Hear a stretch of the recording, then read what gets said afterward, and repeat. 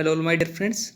आज जैसे कि आपको पता है सिकवाल मानचित्रावली बुक है, उसकी रिवीजन सीरीज चल रही है।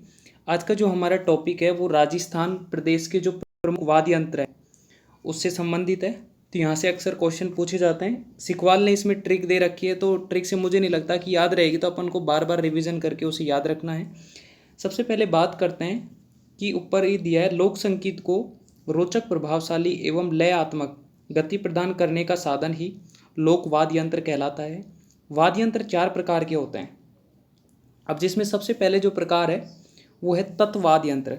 अब तत्वाद्य यंत्र होते हैं, तत्वाद्य यंत्र वो होते हैं जिनमें जो स्वर हैं, स्वर की जो उत्पत्ति है वो तारों के माध्यम से होती है, जो कि तारों पे जिनमें तार होते हैं, जिन वाद्य यंत्रों में तार होते हैं और स्वरों की उत्पत्ति तारों से होती है, वो तत्वाद्य यंत्र कहलाते हैं। अब सिकवाल ने जो ट्रिक दे रखी है, इसे अगर आप याद रखना चाहे तो याद रख लेना, परंतु इसकी जो अपन को डायरेक्ट याद रखने हैं कौन कौन से वाद्य यंत्र है, बार बार रिवीजन करके। इसमें जो तत्वाद्य यंत्रों में आते हैं, जो जिनकी स्वरों की उत्पत्ति तारों के माध्यम से होती है, उसमें सबसे पहले सारंगी है, फिर जंतर है, फिर रबाज है, फिर चिकारा है, फिर रबाब है, फिर एकतारा है, फिर कामयाचा है, चौतारा है, सुरिंदा है, दुकाको है, रावण हत्ता है, गुजरी है, सुरनाई है, भपंग है, अपंग है।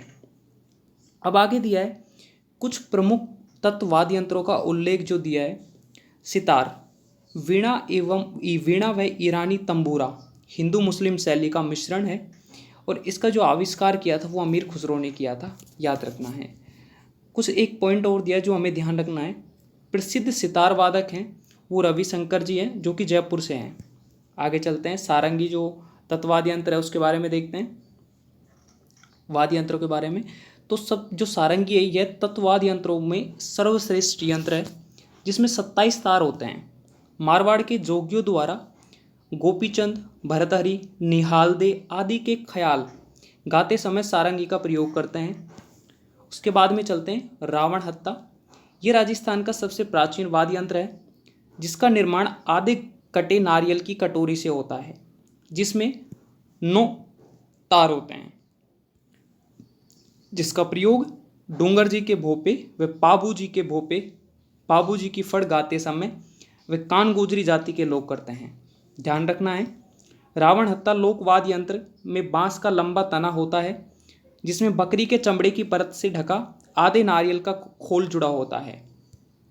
आगे चलते हैं, गुजरी वाद्य यंत्र के बारे में देखते हैं। इसमें 9 तार होते हैं, जो रावण हत्ता से मिलता जुलता वाद्य यंत्र है। एकतारा के बारे में देखते हैं, इसका संबंध नारद जी से है, इसमें 2 तार होते हैं। उसके बाद देखते हैं जंतर, यह वीणा का प्रारंभिक रूप है, इसमें 5 या 6 तार होते हैं, जिसका प्रयोग भोपे देवनारायण जी की फड़ पढ़ते समय करते हैं। रबाब, इसमें 4 तार होते हैं। रबाब और रबाज दोनों अलग अलग हैं। जो रबाब है उसमें 4 तार होते हैं, और जो रबाज है ये कमायचा यंत्र की तरह है, इसको गज की जगह अंगुलियों से बजाते हैं। चिंकारा, इसका एक सिरा प्याले के आकार का होता है, जिसमें 3 तार होते हैं। आगे देखते हैं, सुरिंदा जो तत्वाद्य यंत्र है, इसके गज पर घुंघरू लगे होते हैं। कमायचा, ये सारंगी जैसा होता है, इसमें 27 तार होते हैं। इसमें इसके प्रमुख प्रयोगकर्ता मांगणियार होते हैं। ध्यान रखना है, सन 2012 में साकर खान को कमायचा वाद में प्रवीणता के लिए पद्मश्री से सम्मानित किया गया था। उसके बाद चलते तंदूरा, वैणो, चौतारो, निशान। यह सितार व तानपुरे की शकल का है, जिसमें 4 तार होते हैं। इसमें अंगुलियों से मिजराब पहनकर बजाया जाता है। आगे चलते हैं, भपंग, ये डमरू से मिलता जुलता वाद्य यंत्र है। जहूर खा, मेवाती भपंग के जादूगर माने जाते हैं, जिसका हमें अक्सर एग्जामों में क्वेश्चन पूछा जाता है। मोहनवाणी रस के जो निर्माता हैं वो पंडित विश्व मोहन भट्ट जयपुर है। इन्होंने नई राग गोरामा का सृजन किया। इन्हें ग्रैमी अवार्ड से भी सम्मानित किया जा चुका है। याद रखना है, पंडित जो विश्व मोहन भट्ट हैं जयपुर के, उन्हें मोहन वीणा रस के निर्माता भी कहा जाता है, और इन्हें ग्रैमी अवार्ड भी मिल चुका है। प्रसिद्ध सुरनाई वादक पेपे खां, पुष्कर के प्रसिद्ध नगाड़ा वादक रामकिशन है, याद रखना है। अब हम चलते हैं सुपीर वाद्य यंत्र पर। ये जो सुपीर वाद्य यंत्र है, सुपीर वाद्य यंत्र वे होते हैं जिन वाद्य यंत्रों में फूंक मारने से स्वरों की उत्पत्ति होती है, सुशीर वाद्य यंत्र कहलाते हैं। जिसमें है बीन पूंगी, अलगोजा राजवाद्य यंत्र, शहनाई, सींगा, तुरई, मशक, करना, हरनोई, मोरचंग, सींगी, नड़फ नफीरी, सतारा, टोटो, रणभेरी, सुरवाई, बांकिया, भूगल और नागफणी। ये कुछ ऐसे वाद्य यंत्र हैं जो कि फूंक मारने से बजते हैं। अब इनमें देखते हैं सबसे पहले सुसुर वाद्य यंत्रों के बारे में जो उल्लेख दिया है उसमें सबसे पहले है शहनाई। यह सुशीर वाद्य यंत्रों में सर्वश्रेष्ठ वाद्य यंत्र है। शहनाई को नफीरी या सुंदरी भी कहते हैं। बांकिया, यह पीतल का बना होता है जो एक धार्मिक वाद्य यंत्र है जिसका प्रयोग लंगा गायक करते हैं। उसके बाद चलते हैं मशक। यह यंत्र थैलेनुमा जैसा होता है। उसके बाद चलते हैं नड़। यह मशक जैसा है। जैसलमेर का कर्णाभील प्रसिद्ध नड़वादक है। आगे चलते हैं नागफणी। यह पीतल से बना सर्फिलाकार का होता है। तारपी, तारपी के बारे में देखते हैं। यह लौकी से बनाया जाता है। यह किससे बनाया जाता है? तारपी लौकी से बनाया जाता है, याद रखना है। अब हम चलते हैं आज का जो हमारा टॉपिक है उसके नेक्स्ट पार्ट पर। तो अब देखते हैं सतारा, जो कि सुशीर वाद्य यंत्र है जो कि फूंक मारने से बजता है। यह वाद्य यंत्र बांसुरी, अलगोजा, शहनाई का मिश्रित रूप है। शंख देखते हैं। यह एक जंतु का अंडा है जो समुद्र में उत्पन्न होता है। पूंगी या बीन, इसे कालबेलिया, सपेरे, सांप को पकड़ते समय बजाते हैं।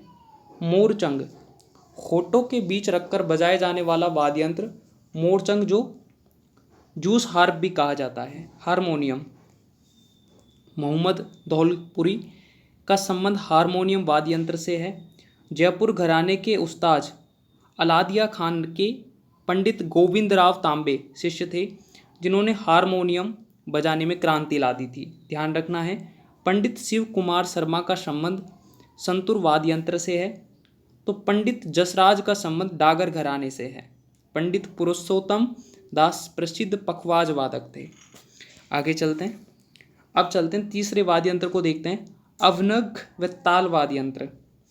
पशुओं के चमड़े से निर्मित वाद्य यंत्र जिसको चोट मारने से स्वरों की उत्पत्ति होती है, अवनग या ताल वाद्य यंत्र कहलाते हैं। अब इसमें कौन कौन से हैं? डेरू, दीपको, घोंसा, ढोलक, नंगड़ा, डमरू, मांदल, दमामा, नौबत, मृदंग, ढाक, माठ, चंग, तासा। अब इसमें जो कुछ वाद्य यंत्र है इनके बारे में, जो अवनग वाद्य यंत्र है इनके बारे में उल्लेख दिया है। नौबत के बारे में क्या दिया है? धातु की अर्ध अंडाकार कुंडी को भैंसे की खाल मढ़कर चमड़े की डोरियों से कसकर लकड़ी के डंडों से बजाया जाने वाला नौबत वाद्य यंत्र प्राचीन काल में युद्ध के समय व वर्तमान में मंदिरों में बजाया जाता है। उसके बाद देखते हैं मांदल, राजस्थान का एकमात्र ऐसा लोक वाद्य यंत्र जिसकी डोटी में तनाव के लिए फकवाज की तरह लकड़ी के गुटके डाले जाते हैं। वह रावालोक की मांदल है। इसका निर्माण मिट्टी से होता है।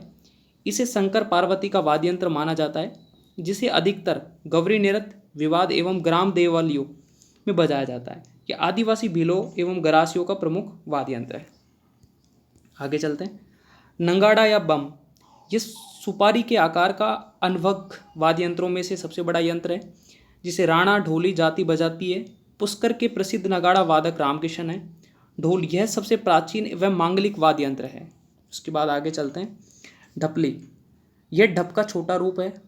घेरा, इसकी आकृति अष्टभुजाकार है जो ढप के समान होती है। ताशा, इसकी आकृति परातनुमा होती है जिसका प्रयोग सर्वाधिक मुस्लिम समुदाय के लोग ताजिया या मुहर्रम के अवसर पर करते हैं। डमरू, यह शिव का वाद्य यंत्र है जिसका सर्वाधिक प्रयोग मदारी करते हैं। डेरू या ढाक, यह डमरू का बड़ा रूप है। खंजरी, चंग जैसा वाद्य यंत्र। गोसा, इसकी आकृति नगाड़े जैसी होती है। दमामा या टामक, यह कड़ाई के आकार का लोहे का बहुत बड़ा नगाड़ा होता है। सॉरी। अब हम बात करते हैं जो हमारा चौथा वाद्य यंत्र है, घन वाद्य यंत्र। धातु से निर्मित वाद्य यंत्र जिन पर चोट मारने या आपस में टकराने से स्वरों की उत्पत्ति होती है, घन वाद्य यंत्र कहलाते हैं। अब इनमें कौन कौन से आते हैं घन वाद्य यंत्र में, जो कि आपस चोट मारने पर स्वरों की उत्पत्ति होती है? श्रीमंडल, माटे, झांझ, चीपिया, मंजीरा, रमझोल, खड़ताल, खड़ताल, हांकल, थाली, कागरच और भरनई, ये सभी घन वाद्य यंत्र हैं। अब इनके बारे में देखते हैं उल्लेख। खड़ताल और जो करताल है ये साधु सन्यासियों का वाद्य यंत्र है। जैसलमेर के सद्दीक खां मांगणियारा खड़ताल के जादूगर थे। रमझोल, घुंघरू को नीचे से घुटनों तक बांधना रमझोल कहलाता है। श्रीमंडल, इसकी बनावट झाड़ीनुमा पौधे के समान होती है। कागरच, कागरच इसका आकार झुमके के समान होता है। आगे चलते हैं। अब हम बात करते हैं, कुछ एक इम्पोर्टेंट पॉइंट्स दिए हुए हैं। सारंग संगीत दोपहर में के समय गाया जाता है। तो केसरिया जो बालम मांड शैली का गीत, जो कि केसरिया बालम जो मांड शैली है उसका गीत है। जैसलमेर बाड़मेर में पाई जाने वाली संगीत जाति लंगा लोक गायक जाति है। जोधपुर में 1976-77 में लोकवाद्य संग्रहालय की स्थापना की गई। प्रसिद्ध गजल गायक मेहंदी हसन राजस्थान के झुंझुनू जिले में पैदा हुए। तो सितार वादक रविशंकर जयपुर से संबंधित हैं। राजस्थान में उमर फारूक मेवाती का संबंध संगीत क्षेत्र से है।